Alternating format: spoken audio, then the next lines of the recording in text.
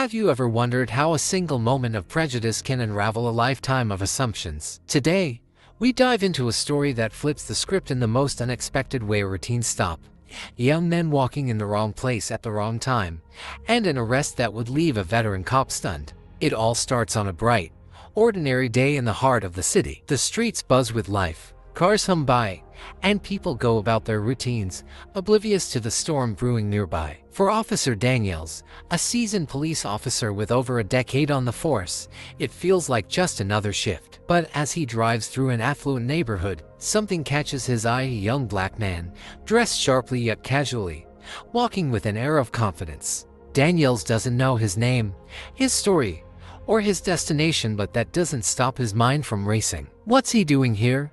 The officer's instincts, shaped by years of unexamined bias, begin to stir. He slows his car, his gaze narrowing, convinced he's spotted someone who doesn't belong. What happens next will shock you, challenge assumptions, and leave you questioning how often we judge people without knowing their truth. Stay with us until the end to uncover the twist that not only turned this incident on its head but also delivered a powerful lesson about justice, dignity, and accountability. Officer Daniels steps out of his cruiser, his boots hitting the pavement with an air of authority. His hand hovers near his belt as he approaches the young man, who pauses mid-stride, his calm expression betraying no sign of surprise. Daniels clears his throat, his voice sharp and commanding. "Excuse me, sir.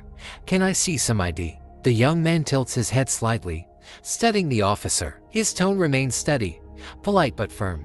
"May I ask why I'm being stopped?" Daniels stiffens. The question, simple as it is, feels like a challenge. This is a high-security area. Just routine questioning, he snaps, though the words carry a thinly veiled accusation. The young man nods, reaching for his wallet with deliberate movements. He hands over his ID, his eyes steady, his composure unshaken. Daniels glances at the card, but instead of examining it closely, his mind races with preconceived notions. The name and title on the ID barely register. He's already decided this man is out of place. "What are you doing here?" Daniels presses, his tone laced with suspicion. "I'm walking to a meeting," the man replies evenly. His voice is calm, but there's a subtle edge that hints he's not a stranger to moments like this. Daniels isn't satisfied. "You seem nervous," he says, projecting his own discomfort onto the man. The accusation hangs in the air, drawing the attention of a few passers-by who slow down to watch. The young man's calm breaks for just a moment. A small, incredulous smile. "I'm not nervous, but it seems you are," he says, his words measured but cutting. This only fuels Daniel's irritation. He steps closer, his voice rising. "Are you refusing to cooperate?" The man straightens his posture, his confidence unshaken. "I've given you my ID. What more do you need?" Daniels feels the heat of the growing crowd's eyes on him, but instead of stepping back, he doubles down. "Hands behind your back," he orders. The young man hesitates for a brief moment, his jaw tightening, but then complies. As the cuffs click into place, the crowd murmurs, and several phones are raised to capture the moment. But neither Daniels nor the man in cuffs says another word. What they don't know is that this moment is about to spiral into something far beyond either of their expectations. The walk to the squad car is heavy with tension. The young man moves with a measured calm, his hands cuffed behind him, while Officer Daniels marches with a sense of grim satisfaction. The murmurs from the small crowd trail behind them, blending with the faint sound of recording devices capturing every second. Daniels opens the back door of his cruiser, his grip firm on the man's arm as he guides him inside. For a moment, their eyes meet. Daniels expects anger, fear, or even a plea for leniency. Instead, he sees something he doesn't understand: quiet resolve. Sliding into the driver's seat, Daniels radios the station. "Suspect in custody," he says, his voice steady, masking a small flicker of doubt creeping into his mind. He doesn't know why this man's demeanor unsettles him. He's arrested plenty of people before. Why does this feel different? As the cruiser pulls away, the man speaks for the first time since the cuffs were placed on him. "Do you always arrest people without cause?" His tone is calm, but there's a sharp edge to the question, like a scalpel cutting through Daniel's authority. Daniels stiffens, keeping his eyes on the road. "You're out of place, acting suspicious. That's 'cause enough." The man lets out a low, almost imperceptible chuckle. "Suspicious for walking to a meeting, or for something else?" The question lands heavily, but Daniels refuses to engage. He grips the steering wheel tighter, focusing on the station up ahead. "We'll sort it out when we get there," he mutters, trying to end the conversation. The young man leans back in his seat, his expression unreadable. "We will," he says, his voice calm but filled with quiet certainty. The car pulls into the station lot, and as Daniels steps out, a knot forms in his stomach. Something about this doesn't feel routine anymore. He opens the back door and escorts the man inside, past the curious stares of officers and staff. Daniels ignores them, leading his suspect to the booking desk. But as the man steps forward, his quiet composure unbroken, whispers begin to ripple through the station. A few officers exchange uneasy glances, and one of them leans toward another, whispering urgently. Daniels catches fragments of the conversation, words like recognize and judge, for the first time, and certainty clouds Daniels' confidence. Who is this man, and what has he just done? The booking process begins like any other. Officer Daniels rattles off the standard questions: name, address, date of birth. The young man answers each one calmly, without hesitation. His voice remains steady, almost too composed for someone in his position. Daniels notices it, but he brushes it off as arrogance. "You'll be in holding until we verify everything," Daniels says curtly, gesturing for another officer to take the man's belongings for processing. The young man raises an eyebrow. "Verify what, exactly? My identity, or your assumptions?" Daniels feels his temper flare, but he keeps it in check. "You can argue your case when we're done here," he snaps, motioning toward the holding cells. As the man is led away, the tension in the station becomes palpable. Several officers glance at Daniels, their expressions unreadable. One of them, a younger officer named Ramirez, steps closer. "Daniels," Ramirez says, his voice low, "do you know who that is?" Daniels frowns. "A suspect who didn't belong in that neighborhood," he replies sharply. Ramirez hesitates, then leans in. "That's Judge Carter, Federal Judge Marcus Carter." For a moment, Daniels can't process the words. "What are you talking about?" he asks, his voice dropping. Ramirez pulls out his phone, quickly pulling up an image. He shows it to Daniels, a photo of the same man, wearing a robe, standing behind a podium, addressing a packed courtroom. The caption beneath it reads, "Federal Judge Marcus Carter presides over landmark civil rights case." Daniels feels the blood drain from his face. His mind races, trying to reconcile the man he just cuffed with the figure on the screen. He turns toward the holding cells, where the young man Judge Carter is seated, his posture relaxed, his expression unreadable. "This has to be some kind of mistake," Daniels mutters, more to himself than to Ramirez. But deep down, he knows there's no mistake. As the realization sinks in, Daniels feels a growing weight pressing on his chest. He's not just dealing with a wrongful arrest, he's facing the fallout of his own unchecked bias. And Judge Carter, he's waiting, watching, and clearly aware of the storm about to unfold. The air inside the station feels heavier now, every glance cast toward Officer Daniels loaded with curiosity and unease. He stands frozen for a moment, the words "federal judge" echoing in his mind. He snaps out of it and walks briskly to his desk, hoping to regain control of the situation. Meanwhile, Judge Carter sits in the holding cell, calm as ever. His hands rest loosely on his lap, and his gaze shifts between the officers bustling around the station. A few meet his eyes and quickly look away, their discomfort evident. Daniels grabs the phone at his desk, intending to call someone, anyone, to figure out what to do. Before he can dial, the station chief, a sharp-eyed woman with years of experience, strides in. Chief Harris doesn't need anyone to explain what's happening. She's already heard enough from Ramirez. "Daniels," she calls out, her tone brisk but controlled. He turns, the phone still in his hand.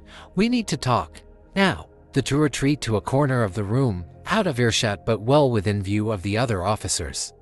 Harris folds her arms, her expression severe. "Do you have any idea who you just arrested?" Daniels stumbles over his words. "I didn't realize." "He didn't say." "He didn't have to say." Harris cuts him off. "You should have known. That's Judge Marcus Carter. And even if he weren't, Your arrest still wouldn't hold water. Daniels opens his mouth to protest, but Harris holds up a hand. You had no probable cause, no reason to stop him in the first place. This is going to blow up in Daniels, big time. Across the room, Judge Carter watches the exchange with quiet interest. His calm demeanor is unshaken, but there's a sharpness in his eyes, as if he's weighing every move, every word spoken. Harris sighs deeply, her frustration evident. Get him out of that cell, now, and prepare yourself. Daniels, this isn't going to end with an apology. Daniels nods stiffly, his face pale. He walks toward the holding cell, keys in hand, feeling the eyes of the entire station on him. As he unlocks the door, Judge Carter rises to his feet, his movements deliberate and composed. Judge Carter, Daniels begins, his voice faltering. There's been a misunderstanding. No, Carter interrupts, his tone firm but not raised. There hasn't. What happened today was very clear. Daniels steps back, letting the judge exit the cell. Carter straightens his jacket, his eyes fixed on Daniels. I'll be speaking with Chief Harris now, he says calmly. I suggest you take some time to reflect. As Carter walks toward the chief's office, Daniels feels the weight of the moment settle fully on him. He's no longer just an officer who made a mistake, he's the embodiment of a system now under scrutiny. And Judge Carter, he's about to ensure that scrutiny leaves no stone unturned. As Judge Carter steps into Chief Harris's office, the atmosphere in the station grows more tense. Conversations quiet down, and officers exchange nervous glances. Daniels lingers by his desk, pretending to shuffle papers, but his focus remains fixed on the closed door. Inside the office, Harris gestures for Carter to take a seat, but he remains standing, his presence commanding without effort. Chief Harris, he begins, his voice measured. I'd like to hear how your department plans to address what just happened. Harris nods, her expression professional but strained. Judge Carter, let me first extend my deepest apologies for this incident. It's unacceptable, and we're already taking steps to investigate. Carter tilts his head slightly. Investigate. The facts are plain, Chief. I was walking to a meeting, minding my business, when I was stopped, questioned without cause, and arrested under false pretenses. The only thing that needs investigating is why Officer Daniels thought he had the authority to do so. Harris exhales slowly. You're absolutely right, sir. Daniels acted on impulse, and we'll ensure he's held accountable. He'll be placed on immediate leave pending a full review. Carter nods but doesn't relent. And what about the culture that enables this behavior? Officer Daniels didn't act in a vacuum. This is about more than one individual, it's about a system that allows bias to flourish unchecked. Harris's shoulders tense. She knows he's right, and she also knows the weight of what's coming. We'll take a hard look at our policies and training. This department has no room for discrimination. Carter's gaze sharpens. Words are easy, Chief. Action is what matters. This isn't just about me. It's about the countless others who don't have the privilege of my position to protect them when they're targeted. Harris nods again, this time more solemnly. You have my word, Judge Carter. This will be addressed. Carter's expression softens slightly, but his resolve remains. I'll hold you to that, Chief. Now, if you'll excuse me, I have a meeting to attend. I trust you'll be in touch. As Carter exits the office, the station falls silent. All eyes follow him as he walks toward the door, his steps unhurried but purposeful. He pauses briefly by Daniels, who stiffens under his gaze. Officer Daniels, Carter says, his voice calm but heavy with meaning. This is an opportunity for you and your department to do better. Don't waste it. With that, he turns and leaves, the station door swinging shut behind him. For a moment, no one speaks. Then Harris steps out of her office, her expression a mix of frustration and determination. Daniels, she says sharply, my office, now. As Daniels follows her, his head bowed, the reality of what just transpired begins to settle over the station. This isn't just a bad day for one officer, it's a reckoning for the entire department. And outside, the city is already starting to buzz with the news of what happened within these walls. As Judge Carter steps out of the station, the murmurs from the small crowd outside grow louder. By now, the story has started to spread. A few people clutch their phones, scrolling through posts that describe the arrest of a federal judge by a local cop. Carter pauses briefly, taking in the scene before heading toward his destination, leaving the station behind, but the storm he's stirred is only beginning to unfold. As Judge Carter steps out of the station, the murmurs from the small crowd outside grow louder. By now, the story has started to spread. A few people clutch their phones, scrolling through posts that describe the arrest of a federal judge by a local cop. Carter pauses briefly, taking in the scene before heading toward his destination, leaving the station behind, but the storm he's stirred is only beginning to unfold. Inside the station, the atmosphere is electric with tension. Chief Harris sits behind her desk, staring at Officer Daniels, who now occupies the chair across from her. Daniels' usually confident demeanor is gone. His shoulders are slumped, and his face is pale. "Do you realize what you've done?" Harris asks, her voice low but charged with frustration. Daniels tries to defend himself. "I didn't know who he was." "That's the problem," Harris interrupts, slamming her hand on the desk. "You didn't know, and yet you acted. You didn't think. You profiled him, Daniels.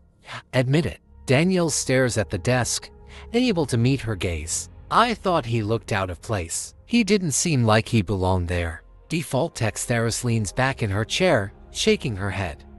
"And what exactly does belonging look like to you? A man walking down the street in a suit isn't suspicious. But because he's black, you decided he was a threat. Do you understand the kind of damage this does? Not just to him, but to this entire department." Daniels remains silent, the weight of her words pressing down on him. Outside the office, Ramirez sits at his desk, scrolling through an article that's already making waves online. The headline reads, "Federal Judge Arrested Without Cause, Incident Sparks Outrage." Beneath it, a video clip shows Carter being cuffed, his calm demeanor contrasting sharply with Daniels' tense aggression. Ramirez looks up, his expression a mix of disbelief and anxiety. As the story spreads, calls begin flooding the station. Journalists, community leaders, and even city officials demand answers. Harris steps out of her office, her face tight with determination. "All right, listen up," she announces, addressing the officers gathered in the bullpen.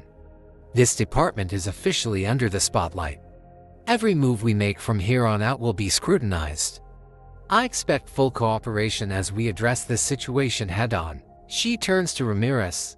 "I need you to prepare a statement for the press. Focus on transparency and accountability. We're not sweeping this under the rug." Ramirez nods, quickly jotting down notes. As Harris speaks, Daniels watches from a distance, his chest tightening with regret. He knows his actions have set off a chain reaction far beyond his control. The revelation of Judge Carter's identity has not only exposed his own biases, but has also forced the entire department to confront a harsh reality. Change isn't optional, it's inevitable. And in the city outside, the public is already demanding answers, justice, and a commitment to ensure that what happened to Judge Carter doesn't happen to anyone else. By the time Judge Carter arrives at his meeting, the city is buzzing with the news of his arrest. Social media platforms are ablaze with hashtags like #JusticeForJudgeCarter and #EndRacial Profiling. The video of the arrest, recorded by onlookers, has gone viral, sparking outrage and debate. In the community, reactions range from shock to fury. Civil rights organizations quickly mobilize, releasing statements condemning the incident and calling for accountability. Prominent activists share their thoughts online, using the moment to highlight broader issues of systemic bias in policing. Local news outlets set up camp outside the police station, their cameras trained on the entrance as they await an official response. Protesters begin to gather, their signs bearing messages like "Justice for All" and "Racial Profiling Stops Here." Inside the station, Chief Harris watches the chaos unfold on a muted television screen. She turns to Ramirez, who's still drafting the department's statement. "We need to get ahead of this," she says, her tone clipped. "The longer we wait, the worse this gets." Meanwhile, Daniel sits in the break room, staring at his hands. The reality of his actions is sinking in, but the growing uproar outside adds a new layer of pressure. He can hear the chants from the protesters through the station walls, each one a reminder of the storm he's unleashed. At the same time, Judge Carter takes a seat at his meeting, composed and focused despite the whirlwind around him. As the discussion begins, his phone buzzes repeatedly with messages of support and requests for interviews. He silences it, his attention fixed on the matter at hand. But even here, the incident looms large. One of his colleagues leans over and whispers, "You've seen the news. It's everywhere. People are furious." Carter nods slightly. "Good," he replies quietly. "Maybe now, the conversation will lead to action." Back at the station, Harris steps in front of a podium hastily set up for a press conference. Reporters clamor for her attention, their questions flying fast and loud. She raises a hand to quiet the crowd, her expression stern but controlled. "This department takes today's incident very seriously," she begins. "We are conducting a thorough investigation and are committed to holding any officer who acted inappropriately accountable. This is not who we strive to be as a police force." The reporters aren't satisfied. One of them shouts, "Chief Harris, will Officer Daniels be fired? And how do you respond to claims of systemic racism in your department?" Harris hesitates for a fraction of a second before responding. "We are reviewing all aspects of this case, including the officer's actions and the broader implications.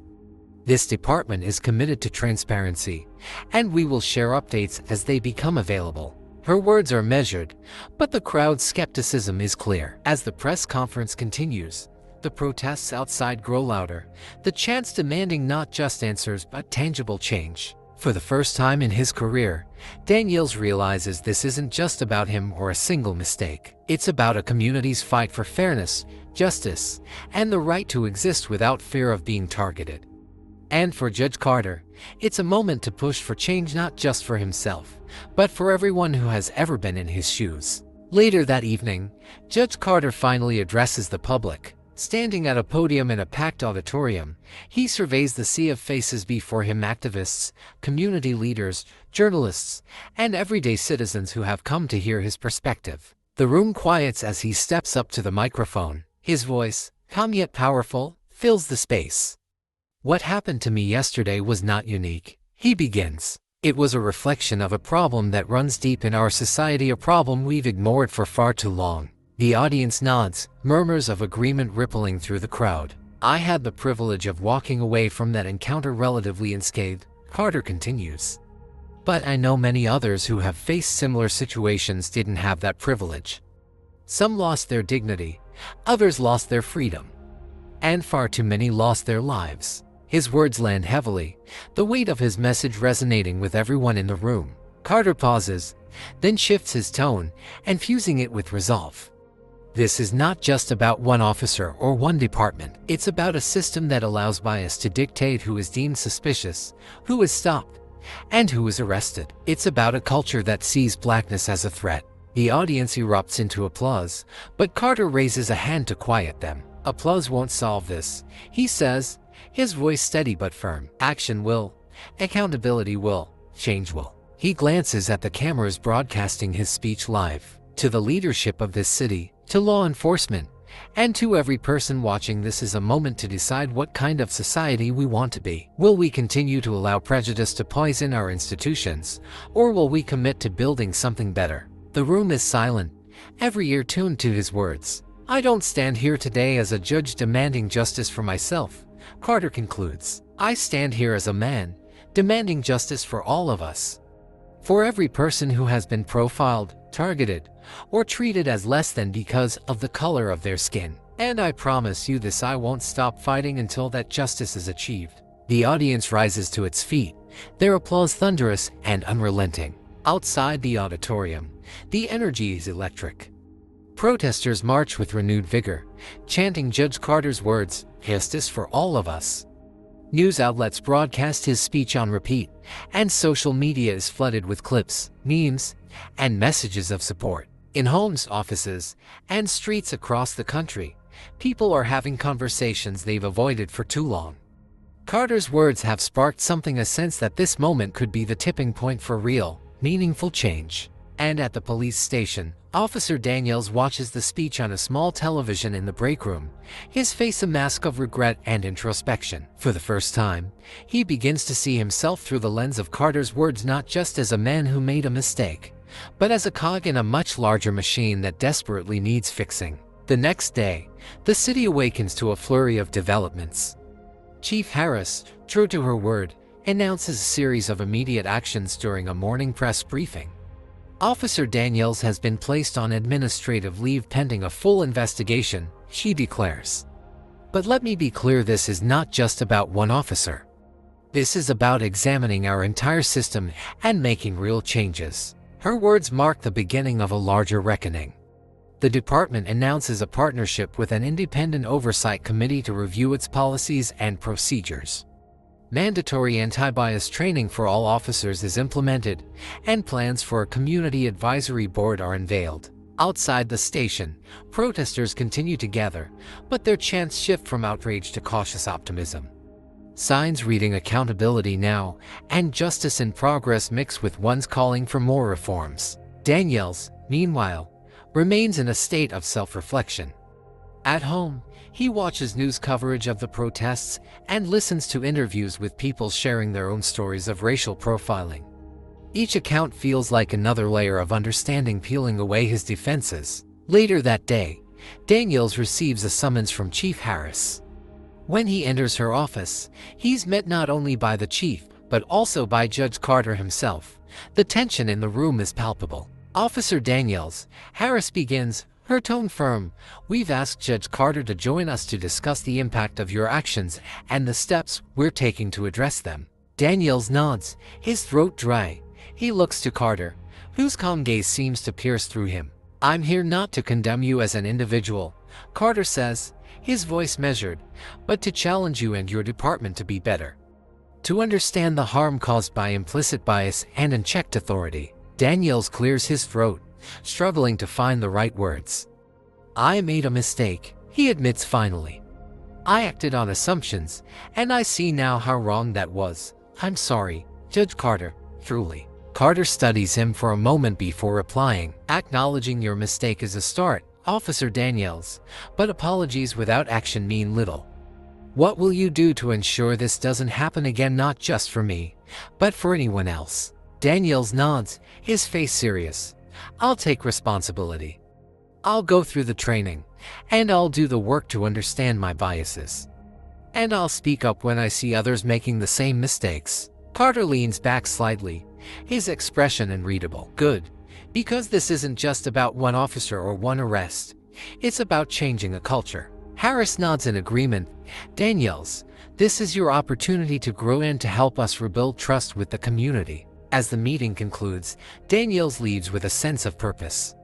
For the first time, he feels the weight of accountability not as a punishment, but as a chance to make amends. Outside the station, the community watches closely, their hope tempered by the knowledge that promises have been broken before. But Judge Carter's involvement gives them confidence that this time, the momentum won't be lost. The city, still buzzing with protests and conversations, feels on the cusp of something new. Carter's words echo in every corner, "Justice for all of us." And for the first time in a long time, those words feel like more than a dream, they feel like a possibility. Weeks pass, and the city begins to see the first signs of transformation. The police department rolls out its new community advisory board, a diverse group of activists, legal experts, and everyday citizens tasked with holding law enforcement accountable. Their first meeting is broadcast live, drawing an unprecedented number of viewers. At the same time, officers attend mandatory anti-bias training sessions, where they engage in uncomfortable but necessary conversations about race, privilege, and the role of policing. For many, it's a wake-up call. For others, like Officer Daniels, it's a step toward redemption. Daniels emerges from the training with a new perspective. He starts attending community events, listening to residents share their stories and concerns. He realizes that bridging the gap between law enforcement and the community requires humility, empathy, and action. Judge Carter, too, remains deeply involved. He collaborates with civil rights groups to draft proposals for statewide reforms, including the establishment of independent oversight for police misconduct cases.